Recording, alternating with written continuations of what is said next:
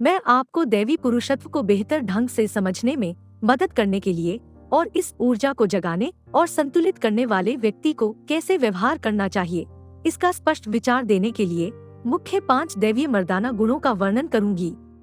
1. आत्म आश्वासन, self assurance. मुखरता ईश्वरीय मर्दाना का सबसे महत्वपूर्ण गुण है। मर्दाना ऊर्जा मुखर होती है, जबकि स्त्री ऊर्जा अधिक निष्क्रिय होती है।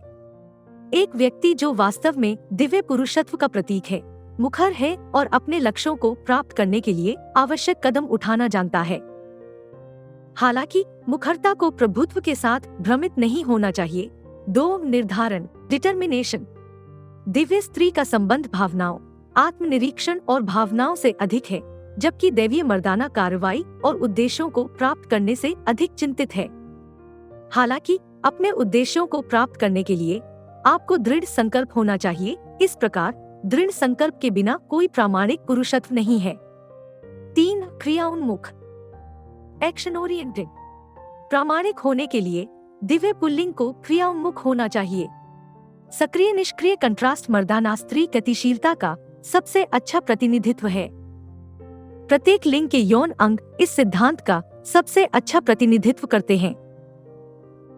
एक महिला की प्रजनन प्रणाली को शुक्राणु प्राप्त करने, उसे जीवन में बदलने और दुनिया में पैदा होने के लिए तैयार होने तक उसका पोषण करने के लिए डिजाइन किया गया है। दूसरी ओर मर्दाना प्रजनन प्रणाली क्रिया और शक्ति के सिद्धांतों पर आधारित होती है, जो शुक्राणु प्रवेश और संचरण द्वारा दर्शाई जाती है। 4. एक विशिष्ट लक्ष्य के लिए समर्पित, डेडिकेटेड टू स्पेसिफिक गोल। दैवीय मर्दाना के अन्य सभी गुण इस एक की ओर ले जाते हैं, लक्ष्य उन्मुख होना और लक्ष्य प्राप्त करना। ब्रह्मांड की मर्दाना ऊर्जा घटनाओं के पीछे प्रेरक शक्ति है। स्त्रीण ऊर्जा उसी तरह से काम करती है। मर्दाना ऊर्जा क्रिया के माध्यम से प्रकट होती है, जबकि स्त्री ऊर्जा सृजन के माध्यम से प्रकट होती है।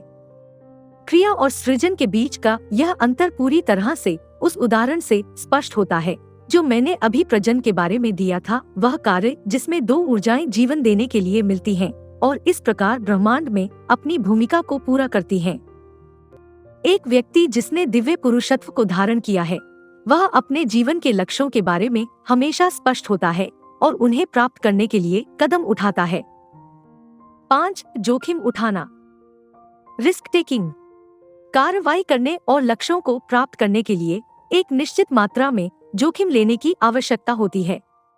जब आप लक्ष्य निर्धारित करते हैं तो आप कभी नहीं जानते कि लक्ष्य प्राप्त करने के लिए क्या आवश्यक होगा। आप धारणाएं बना सकते हैं, लेकिन अपने उद्देश्यों को प्राप्त करने की प्रक्रिया में आप हमेशा आश्चर्यचकित रह सकते हैं। मुझे यकीन नहीं है कि अगर यह मौका नहीं ले रहा है तो इसे और क्या कहा जाए। इस तरह के और वीडियो के लिए मेरे चैनल को सब्सक्राइब करें। मैं आप सभी को अगले वीडियो में मिलूंगी।